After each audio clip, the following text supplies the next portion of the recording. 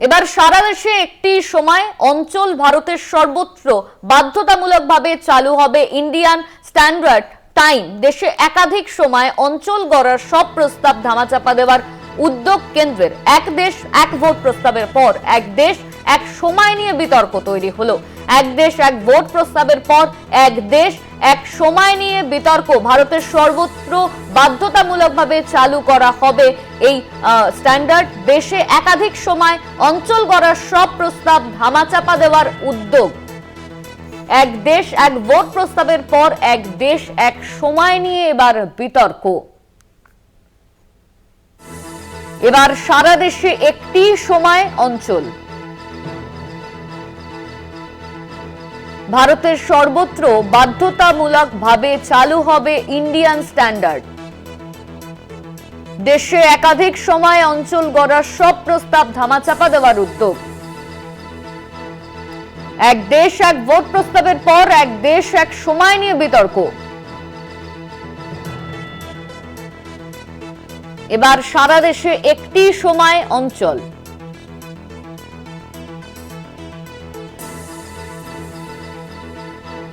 আমাদের সঙ্গে ফোন লাইনে রয়েছেন আমাদের পলিটিক্যাল এডিটর আশিস চট্টোপাধ্যায়।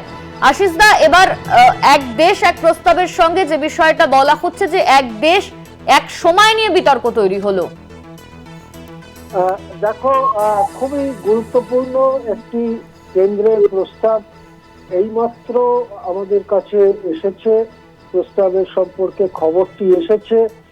সেই খবরে বলা হচ্ছে যে কেন্দ্র একটি প্রস্তাব আনতে চলেছে, একটি নির্দেশ আনতে চলেছে। আসলে তার আগে খসড়া অবস্থায় এই মুহূর্তে রয়েছে।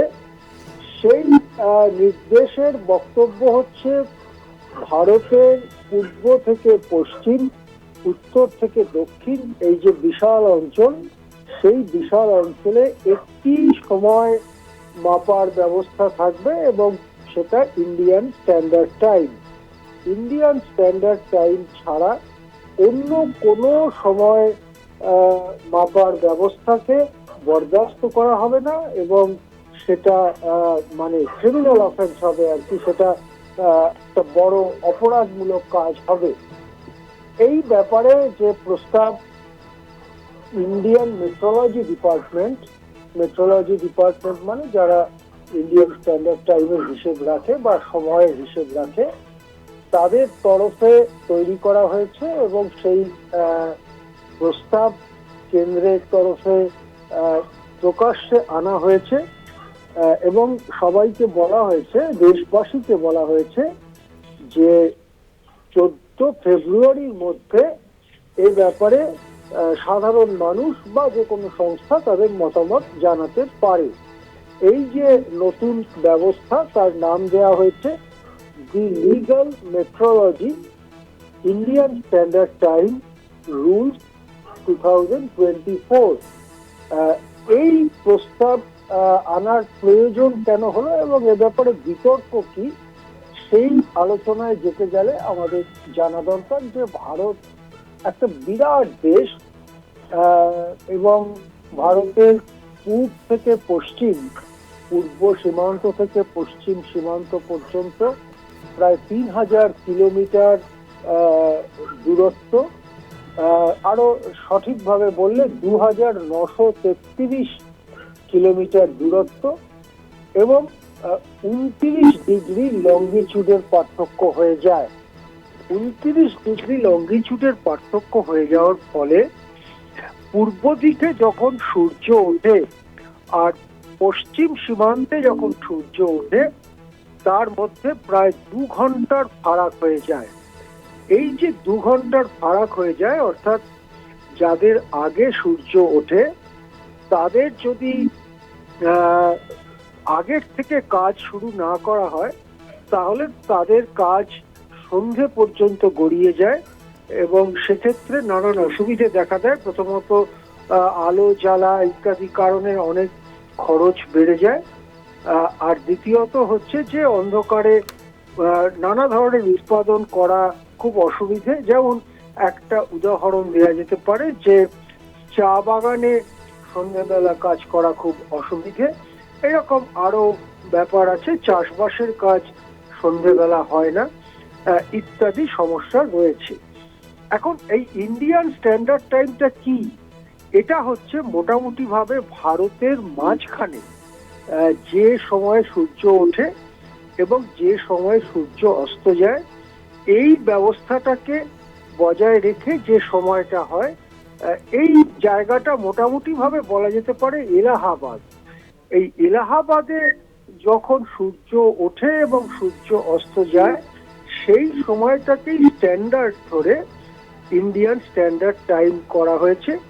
এখন কোনো একটা বিশেষ দিনে যদি সূর্য 5:30টায় ওঠে সকালবেলা, তাহলে দেখা যাবে যে একদম পূর্ব দিকে আসামের চা বাগানে হয়তো সেই হিসেব অনুযায়ী সূর্য তার 1 ঘন্টা আগে উঠেছে। আবার সূর্য 6টা বা 6:15টার সময় অস্ত যায় যদি এলাহাবাদে, তাহলে দেখা যাবে আসামে সূর্য অস্ত গিয়েছে তার 1 ঘন্টা আগে।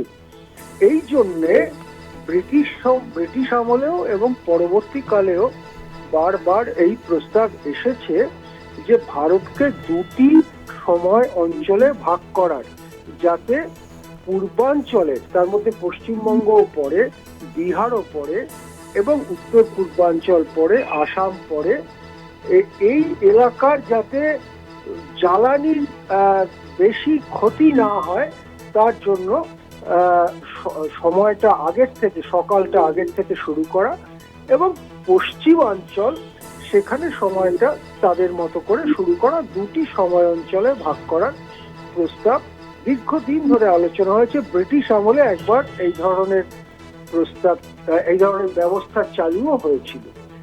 সেই ব্যবস্থার একটা অবশেষ আজকেও রয়ে গেছে। আসামের চা বাগানে কিন্তু ইন্ডিয়ান স্ট্যান্ডার্ড টাইম অনুযায়ী সময় গণা হয় না, তার থেকে আগেই তাদের সময় শুরু হয় এবং সেই হিসেবে তাদের সময় হিসেব করা হয়। ফলে এখন যদি সারা দেশ জুড়ে ইন্ডিয়ান স্ট্যান্ডার্ড টাইম চলতে থাকে, সেক্ষেত্রে পূর্বাঞ্চল, বিশেষ করে উত্তর পূর্বাঞ্চল, পূর্বাঞ্চল তাদের ক্ষতির সম্মুখীন হতে হবে, এবং যারা পশ্চিমাঞ্চল এবং মধ্যাঞ্চল তারা এর সুবিধা পাবে। এইরকম একটা ভয়ানক ব্যাপারও সামনে চলে আসছে।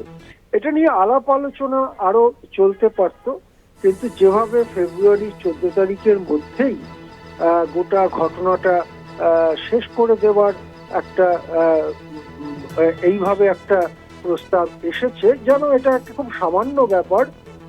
আজকে জানুয়ারি মাসের 27 তারিখ, এই 8-15 দিনের মধ্যে তোমরা যা পারো মতামত দাও, তারপরেই এটা আমরা সিদ্ধান্ত করে ফেলবো।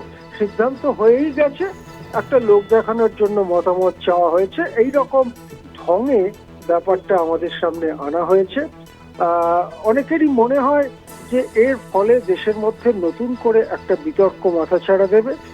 একই সময় অঞ্চল করার এই প্রস্তাব আরো ভালো করে তার সুবিধে অসুবিধে ইত্যাদি দেখে তবে অগ্রসর হওয়া উচিত বলে অনেকেই মনে করেন। এইভাবে বাধ্যতামূলকভাবে ব্যবসা বাণিজ্য থেকে শুরু করে সমস্ত কিছুতে এই জিনিসটা চাপিয়ে দেওয়ার যে একটা প্রচেষ্টা কেন্দ্রের থেকে নেওয়া হয়েছে, সেইটা কিন্তু বিরোধিতার সম্মুখীন হবে বলেই মনে করা হচ্ছে। হ্যাঁ অনন্যা, ধন্যবাদ আশিস দা। আমাদের সঙ্গে ফোন লাইনে ছিলেন আমাদের পলিটিক্যাল এডিটর আশিস চট্টোপাধ্যায়।